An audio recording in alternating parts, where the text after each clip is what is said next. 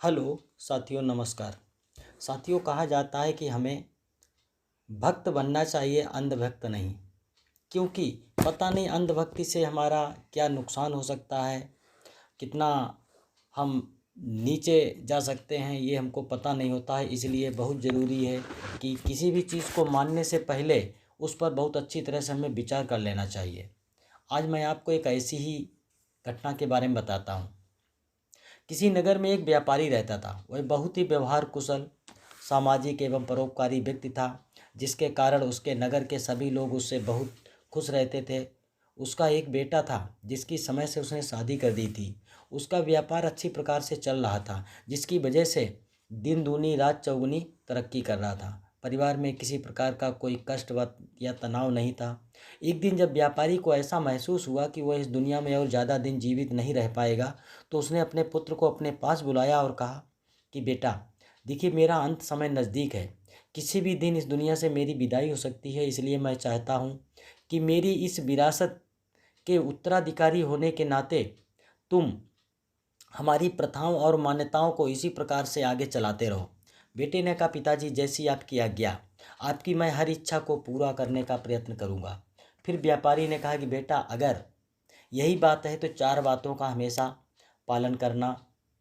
तो बेटे ने कहा, ठीक है पिताजी, जैसा आप कहोगे अक्षरशः वैसा ही होगा। पिता ने कहा, अगर यही बात है तो सुनिए।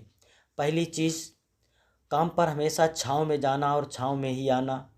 दूसरी बात, घर के चारों तरफ बाड़ लगा कर रखना। तीसरी बात, हमेशा मीठा भोजन करना। और चौथी बात, अपनी पत्नी को हमेशा बांध कर रखना। उसने कहा, ठीक है पिताजी, आपकी अगर ये आपकी अंतिम इच्छाएं हैं तो मैं इनका पालन अवश्य करूँगा। और फिर कुछ समय के पश्चात पिता का स्वर्गवास हो गया। बेटे ने पूरे रीति रिवाज के साथ पिता का अंतिम संस्कार किया। 13वीं भोज इत्यादि करने के बाद उसने अपने पिता की अंतिम 4 बातों को पूरा करने की योजना तैयार की, क्योंकि वो अपने पिता से ऐसा वादा कर चुका था। उसके पिता की सबसे पहली बात, काम पर छाँव में जाना और छाँव में आना, जिसके लिए उसने अपने घर से अपने दुकान तक चमड़े की छाया बनवा दी। दूसरी इच्छा, घर के चारों ओर बाड़ लगवाना। उसने अपने घर के चारों ओर चमड़े की ऊंची ऊंची बाड़ लगवा दी। और जब वो चमड़े की छाया और बाड़ जो चमड़े की थी, जिसकी वजह जब पानी बरसता और पानी बरसने के बाद तेज़ धूप निकलती तो वो चमड़ा सड़कर जो है बहुत बदबू करने लगा। जब बदबू करने लगा तो लोगों ने बहुत आपत्ति दर्ज की। उसके पड़ोसियों ने कहा कि भाई, ये चीज़ ठीक नहीं है, बहुत दुर्गंध आ रही। उसने कहा, देखो भाई, हमारे पिताजी की अंतिम इच्छा थी, इसलिए इसे तो मैं नहीं हटाऊंगा।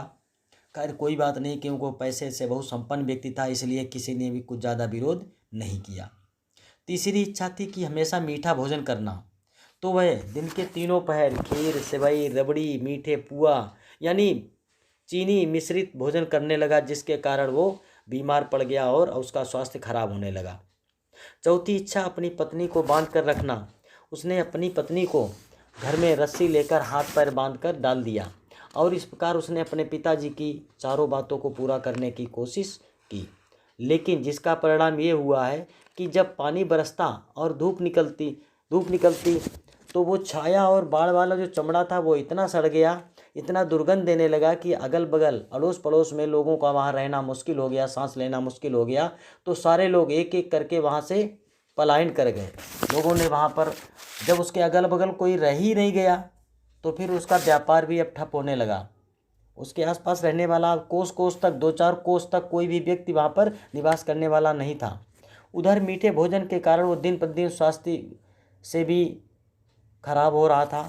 अंतिम बात, उसकी पत्नी को बांधकर डाल देने का कारण उसका परिवार भी खत्म हो चुका था, जिसका अंतिम परिणाम ये हुआ कि उसका व्यापार खत्म हो गया, हर व्यक्ति से उसके संबंध बिगड़ गए, उसका स्वास्थ्य भी चला गया और पत्नी भी छोड़कर चली गई। अब वह बहुत परेशान था कि ये क्या हुआ और अब कैसे फिर पहले वाली स्थिति को प्राप्त कर सके। एक दिन उसको किसी ने बताया कि वहाँ पर एक महात्मा आए हुए हैं, जिनके पास हर व्यक्ति की समस्या का समाधान है।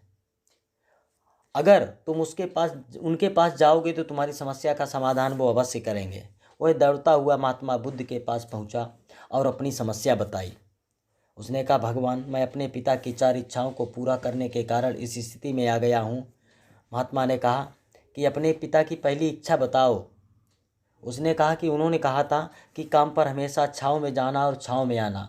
महात्मा जी बोले, छाँव में जाना और छाँव में आने का मतलब ये था कि काम के लिए सूर्योदय के से पहले घर से निकल जाओ और सूर्यास्त के बाद दुकान बंद करो, न कि छाया बनवा कर दिन के 11 बजे दुकान खोलो और 4 बजे बंद करके घर आ जाओ। महात्मा जी ने कहा, दूसरी इच्छा बताओ। बोला वो तो बेटे ने कहा, उन्होंने कहा था कि घर के चारों तरफ बाड़ लगवाना, इसलिए मैंने चमड़े की बाड़ लगवा दी। महात्मा जी ने बताया कि बाड़ लगवाने का मतलब ये था कि अपने घर में रखे धन की सुरक्षा बनाए रखना, जिसके लिए 2 पालतू कुत्ते पाल लो और चारों ओर फुलवारी वाले पेड़ पौधे लगवाने चाहिए। फिर महात्मा जी ने कहा, अपने पिताजी की तीसरी इच्छा बताओ। वो क्या थी? तीसरी इच्छा थी कि हमेशा भोजन मीठा करना। इसका मतलब ये हुआ कि भोजन हमेशा परिवार के साथ मिलकर सात्विकता के साथ करो, जिससे उसमें प्रेम की मिठास उत्पन्न हो। वो भोजन शरीर के लिए लाभदायक होता है। महात्मा जी बोले कि चौथी इच्छा बताओ कि चौथी इच्छा क्या थी तुम्हारे पिताजी की? तो उसने कहा कि हमारे पिताजी ने कहा था कि पत्नी को हमेशा बांध कर रखना, इसलिए मैंने उसे रस्सी से बांध कर घर में डाल दिया। महात्मा जी बोले, मूर्ख व्यक्ति, तुम्हारे पिताजी ने जो पत्नी को बांध कर रखने वाली बात कही थी, इसका मतलब ये था कि पत्नी के साथ हमेशा ऐसा मित्रवत व्यवहार करना कि वह आपके प्रेम से बंधी रहे, अर्थात कोई भी काम पत्नी को विश्वास में लिए बगैर मत करना।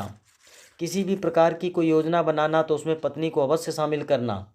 लेकिन तुमने तो सारे अर्थ उल्टे ही निकाले और अपना स्वयं ही सर्वनाश कर लिया।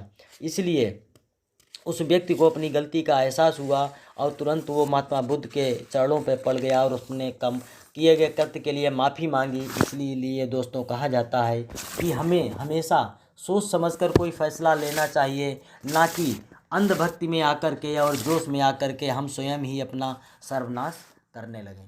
धन्यवाद।